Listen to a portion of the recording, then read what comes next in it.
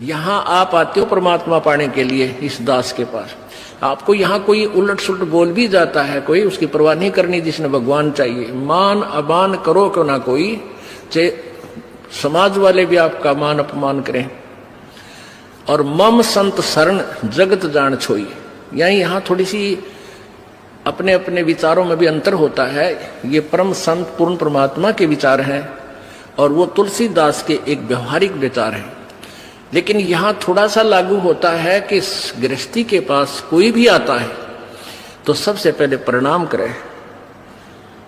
सत साहेब, जैसे हम सत साहेब बोलते हैं, मान ले कोई राम राम बोलता है तो उसको राम राम ही में उत्तर दे देवे। नमस्ते करता है तो नमस्ते जी, आओ बैठो, तो उसका आदर सत्कारी स्वाभाविक गुण होना चाहिए गृहस्थी में।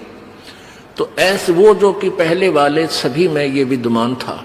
तो राजा जनक खड़े हो गए सिंहासन छोड़कर जब एक ऋषि जी उनके द्वार पर आए, साधु वेशभूषा वाले, और अलग से एक गद्दा तख्त सूचा साफ तक बना रखे, क्योंकि ऋषि लोग आते जाते रहते थे संतों के पास, राजाओं के पास, तो उनके लिए अलग आसन बनवा रखे थे। अच्छे कपड़े स्वच्छ धोकर रखा करते थे।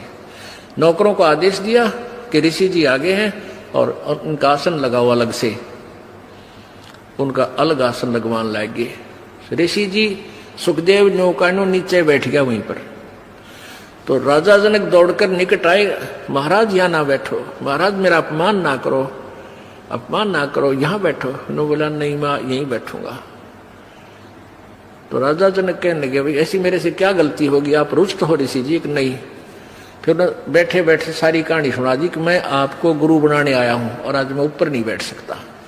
अब सुथरे दिन आगे नरमा गया तो भगवान के निकट आ गया। सुखदेव ऋषि बोला कि, और राजा जनक कहने लगे महाराज मेरा क्यों मजाक उड़ाओ, आप तो जन दुनिया को ज्ञान देने वाले, और सूर्य को दीपक क्या दिखाऊंगा मैं? न सारी कहानी बता दी कि मैं ऐसे ऐसे ऋषि भगवान विष्णु के लोक में गया था, उन्होंने मुझे वहां अलाउड नहीं किया। उन्होंने कहा कि मैं आपको गुरु बनाऊं, फिर भक्ति करूं, तब मैं स्वर्ग जाऊंगा, मुझे स्वर्ग जाना है। फिर राजा जनक के जचगी वही इब तक मैं ठीक बोलता दिखा है। कहने लगा ठीक है महाराज, मैं सुबह नहा धो के स्नान करके सुबह नाम दूंगा तेरे को। अब वो थोड़ी बहुत ज्ञान तो हो जा है कि भाई ये किस टाइप के इंसान होया करेंगे, गृहस्थी ने देख के भी से नफरत करते हैं, ये जो नकली से होया करें। इसकी सारी फड़काड़नी चाहा था, परीक्षा भी लेना चाहा था। उसने अलग से एक मकान में उनके रहने की व्यवस्था करवा दी और वहां एक लड़की की, एक युवा लड़की की ड्यूटी लगा दी कि आप इनकी केयर टेक करो, अतिथि आए हैं, खाना खिलाओ, कपड़े बिछाओ इनके, और कोई असुविधा ना रहे, रात को भी इनके पास। सारी तो उसको ट्रेनिंग दे दी थी लड़की को राजा जनक ने। अब सुखदेव ऋषि अपना आसन पर लेट गया, खाट पे चारपाई पे जो तख्त लगा रखा था। वो लड़की रात्रि के समय जाकर के उसके तख्त पर बैठ गई। सुखदेव ऋषि ने पैर पीछे को कर लिए, वो और निकट आ गई। वो थोड़ा सा और आगे को सरका, वो और निकट हुई तो उठ कर दूर खड़ा हो गया। कहने लगा बहन तू बाहर चली जा। वह लड़की बाहर आ गई। राजा जनक ने पूछा कि क्या क्रिया रही बेटी, कैसा है ये ऋषि जी? ने बोले जी ऋषि जी पक्का है, ऐसे ऐसे मैं बेड पर बैठी आपके आदेश अनुसार। तो इसने सारी ऐसे ऐसी क्रिया बताई, खड़ा हो गया और बाद में बोला बेटी बहन बाहर चली जा। तो बोला ठीक है। अब क्या हुआ कि वो उसका नीचे बिछा दिया कपड़ा, जैसे दरी वरी जो बिछा, वो बैठ गया भगत की तरह और कहने लगे बैठ जा ऋषि जी, अब मैं तुझे उपदेश दूंगा, पहले मैं नहा लूं, स्नान कर लेता हूं। अब गरीबदास जी ने अपनी वाणी में लिखा है कि राजा जनक के हजारों की संख्या में रानियां थी, पत्नी थी। उनमें से एक पटरानी होती है, जो सबसे पहले जो शादी की जाती है उसको पटरानी बोलते हैं, मुख्य पत्नी। बड़ी सुशील, अच्छी भक्ति करने वाली, साध्वी टाइप थी। उसको कहा राजा जनक ने कि मैं नहाऊंगा, और पानी गर्म करा, बता दिया था सारा, उसको ट्रेनिंग दे दी थी। वहीं पर जहां इस पहले बड़े बड़े दरवाजे होते थे, वहीं इधर सुखदेव ऋषि बैठा, और इस साइड में लगा का चूल्हा ईटा का, और ऊपर धर दिया पतीला, और नीचे बाल दिए लकड़, सूखी लकड़, और पानी न उबला जो कर चाय बनाया करें, बनाते उबला करें। और राजा जनक का वहीं साथ में नहाने के लिए पाटड़ा डाल दिया, और राजा जनक वहां नहाने के लिए विराजमान हो गया, धोती बांध के।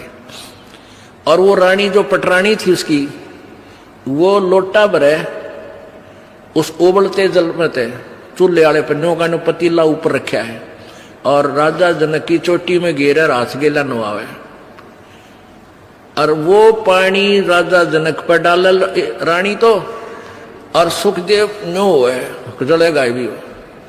अब वो पानी उस पर गिरे, सुखदेव पीछे नो है। अब राजा जनक देख रहा अग्रेसी जी की कैरियर सलोरी है। राजा बिहन से देई जब तारी, और हमें स्नान करावे नारी। राजा हंसा, और जब वो न्योकड़ू है ना, तब राजा ने कहा कि सुखदेव ऋषि आप एक बार व्यास के बेटे, तो अपने आप को ऋषि माने फिरे था, बाल ब्रह्मचारी कहे था, और हम तो गृहस्थी हैं। और आज जो मेरे नहाने के बाद जो पानी गटर में जा रहा है, जो नाली के अंदर से पानी बह रहा है, तो इसमें हाथ दे दे व्यास के बेटा, जब जानो तो किसा भगत है, अपने आप में ऋषि बना फिरा था। वो निकट आया, नो बोला मैं ना दूं, मेरी तो सारी उंगली जल जाए, इतना गर्म है यो। मैं इस नहाने के बाद जो जल जाता है वो 50% कम हो जाता है गर्म, और उसके बाद भी नो कहे मैं ना दूं, मैं सारा जल जाऊं, दूर बैठ गया जाके। तब राजा भी हंसा, जोरता हंसा, और ताली बजाई, नो हथेली पीटी, और हमें स्नान करावे नारी। अरे तू इतनी दूर तो जलन हो रहा, नवावे जिसने तू एक हे मान रहा था अपनी दृष्टि में, औरत तो देखनी भी नहीं, शकल भी नहीं देखनी, अरिया तेरे से अच्छी भक्ति करे, इसके हाथ भी ना जलते। और ऐसा योग कमाया पूता, बेटा यो के इतना भक्ति करी, के साधना की, और क्या हुआ जो इंद्री धूता। अरे इस क्या हो गया, तन इंद्रियों को काबू करने की चेष्टा कर रही है, इनके खच्चम खच्चा हो रहा। इंद्री कर्म लगाओ किसके, जैसे जिव्या लेप नहीं मधुरस के। हालांकि इस इंद्रिया का के दोष है भाई, इन तू रोके बैठा, अब जीभ के शहद लगा दे, 1 सेकंड में टेस्ट करके नीचे न कर देगी, जीभ का निशान भी ना पाओ मत होगा। तो इंद्रियां का कर्म नहीं लगे, तेरे मन के कर्म लगेंगे, और मन में दोष आए बिना रह नहीं सकता बेटा, ते तो कितनी बात बना दे। या वो भी जान गया भाई मन तो दुष्ट है, 1 मिनट में करा के बूंदी सोच जा, फिर सेकंड में कुछ और सोच ले। तो कहते हैं इंद्री कर्म लगाओगे किसके, जिव्या लेप नहीं बदुरस के। काफी ज्ञान दिया, फिर समझाया उसको। फिर क्या बताया कि रात्रि के समय ये लड़की तेरे बेड पर बैठी, और तेरी क्या स्थिति थी, क्यों डर गया, या कोई खावा थी तेरे को, तेरे में ज्ञान नहीं, विवेक नहीं, अगर तू आत्म तत्व में भी नहीं है, परमात्मा के निकट कहां, तो बहुत देर की बात है। योगी पुरुष आत्म तत्व में आ जाते हैं, स्त्री और पुरुष की आत्मा में उन्हें भिन्नता नजर नहीं आती। अगर तू थोड़ा बहुत आत्म तत्व में भी आ रहा होता, तो भी तेरे अंदर ये शुक्र पैदा ना होती, और बैठ जाता, कहता जा बेटी बैठ, आओ भाई बैठो, बात परमात्मा की चर्चा शुरू करता, उसको ज्ञान सुनाने लग जाता, आप पे दोष खत्म था। तेरे अंदर दोष था, इसलिए तो सुकड़ा इस तरह। एक बार सांग देखने चले गए 2 जने, एक तो पहले जाता था, एक पहली बार गया था, और वो लड़के उस समय लड़कियों का ही रोल बना के और मेल फीमेल का रोल करा करते हैं। तो नाच रहे थे, कोई गा रहा था, अच्छे सुसज्जित कपड़े मेकअप कर रखी थी। तो पहली बार जो लड़का गया था वो ने कहा दूसरे ने, देख के सुंदर लड़की, देख किसा बढ़िया नाच है। और दूसरा बोला लड़की को ना, यो लड़का है, उसका ना जच्ची बात ना तो नहीं बेरा। वो फिर शाम के समय जब वो वहां अपना समांग करके वो ड्रामा पूरा करके जब जहां वो रुके थे किसी चौपाल में वहां गए, वो पहले जो सत्संग सुन जिसने वो सांग देख रखे थे वो अपने साथी को लेकर वहां चला गया। किसको जो पहली बार गया था, कहां जहां वो रुके हुए थे उनके साथ साथ चले गए। उन बच्चों ने जाते ही वो सारा मेकअप उतार के कपड़े निकाल के न्यारे न्यारे टांग दिए और वो लड़के नो के नो कच्चे कच्चे में खड़े। तब उसका यकीन हुआ जो पहली बार सांग देखने गया था, अगर तो छोरे थे, छोरी कोई ना थी। अब अगले दिन जब वो सांग देखने गया, वो नाचा भी था वो लड़का और लड़की का मेकअप भी था, पर उसने लड़की नजर नहीं आई थी, वो लड़का दिखा था। तो ऐसे ही जब आत्मज्ञान में भी होता सुखदेव तू तने लड़की नहीं दिखा, तुझा ड्रामा कर रहा था बेटा, अपना कल्याण करा ले।